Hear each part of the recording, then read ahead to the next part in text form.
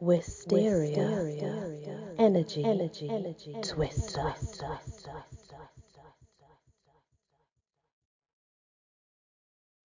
Hello everyone, welcome back to my channel and to the Drac Von Stollor collection. We're now going to read Living with the Dead by Drac Von Stollor. Henry loved his family so much he couldn't bear to put them in the cold ground when they died, knowing that would be the last time he would ever get to see and feel their warm embrace. Henry never told his wife Jane his true feelings about if her or their kids passed on, what would happen to them, so he kept his secret bottled up inside. Years passed, and one by one of Henry's 3 children and wife died under mysterious circumstances. Being that it was so long ago, there was no such thing as DNA testing or significant medical advances that would put Henry under suspicion. The period I'm talking about is the 15th century. Henry and his wife lived in a castle with over 1,000 acres. If any tragedy were to happen at Henry's castle, it would take at least a week before a practicing physician could arrive by way of horse and carriage. It was evident that Henry was getting sicker and sicker as the days wore on, and he had no intentions of being the first to go and not see his dream come true. So Henry decided he better act fast.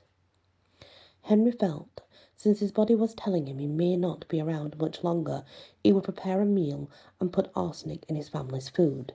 Then he would be able to fulfill his sick fantasy. Finally, the moment had arrived, and as Henry was preparing his wife and 3 children's meals, their last meal, he added that special seasoning, as in arsenic. Henry came out of the kitchen whistling and placed each family member's plate of death on the table and watched as each one ate the tasty meal of death that he so lovingly prepared for them all. About 5 minutes into their meal, Henry's wife and children started gasping for breath. They all turned towards Henry and asked, "What did you put in our food?" Then their heads hit their plates and they were all dead. Henry got up from the table and said, "I just wanted to see you all for the last time before I joined you." But Henry was a coward, so putting arsenic in his food wasn't going to happen. So he sat his wife and 3 children up straight in their chairs, cleaned the food off their faces, and told his dead family he would be going into town to get more food and would be back shortly. When Henry arrived with the food, a friend of his wife was devastated at what she saw, and just as she ran towards the door to get help, Henry opened the door and dropped his food, then chased her through his castle. Henry grabbed a butcher's knife from the kitchen and didn't want her to get out alive to let the secret out. The neighbours' screams echoed throughout the castle. Henry finally caught up with her and grabbed her by the back of the hair and said, "Nobody is going to destroy my family." The woman screamed and screamed, but Henry knew if she were to escape, his dream secret would out. So with one slit to her throat, she was dead. Then Henry picked up her lifeless body in his arms, as blood was spewing out of her jugular vein, and took her back down the steps to join the rest of his dead family at the dinner table. As Henry sat his neighbour in the chair, he said, "Now stop bleeding all over my place. My wife doesn't like to clean up someone else's mess." At this point, Henry couldn't distinguish fantasy from reality, and anyone that knocked upon Henry's castle door, it would be their last. Henry would let the person enter only for them to be killed and placed in an empty chair at the dinner table to join his family and the rest of the poor souls that entered Henry's castle. Henry was a killing machine, and he said to himself, "There's no stopping Henry, the killer."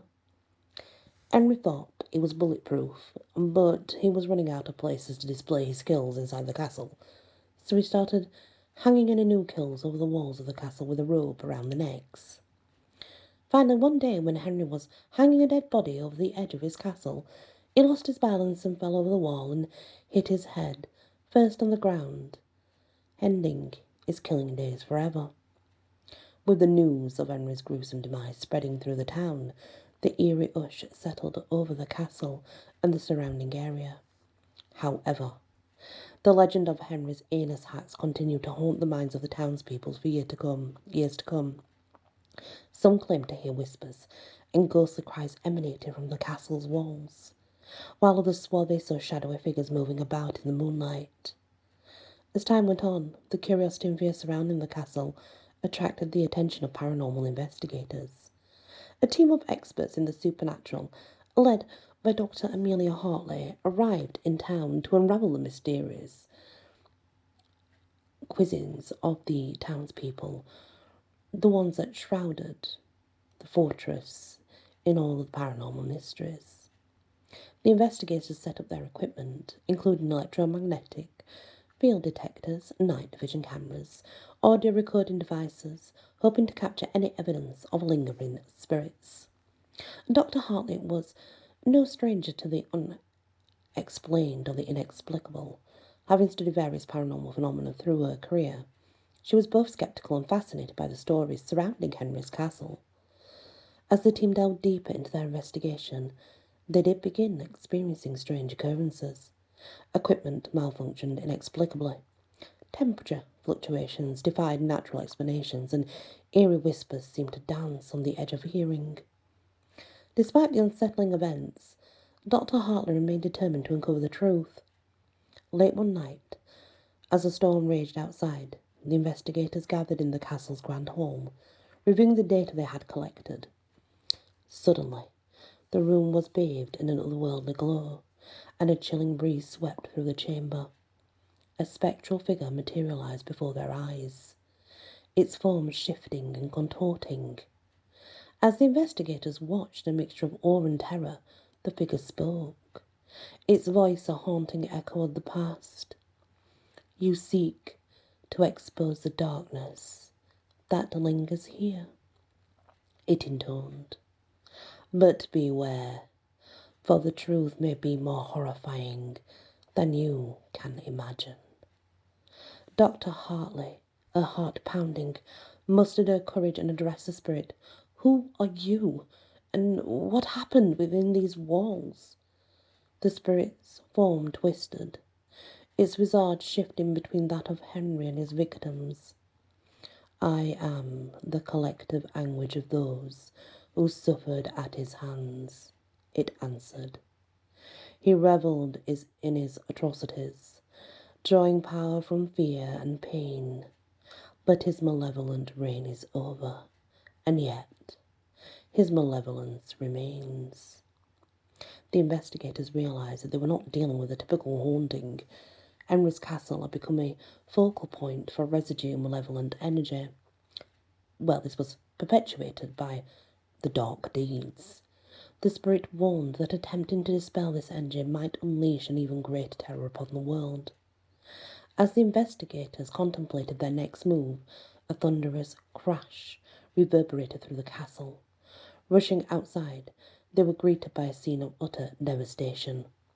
The castle's walls had crumbled, revealing a hidden chamber beneath. Inside, they found a shrine-like space filled with macabre artifacts, each seemingly imbued with the lingering energy of Henry's cruelty. The investigators understood that their mission had taken an unexpected turn. Instead of dispelling the energy, they had inadvertently unleashed it by exposing the hidden chamber.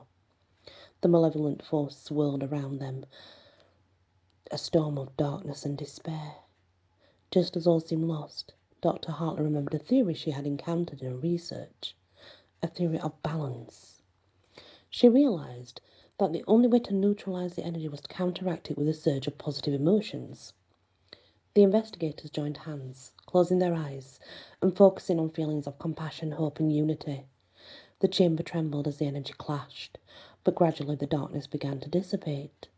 The storm outside subsided, and a sense of tranquility settled over the castle.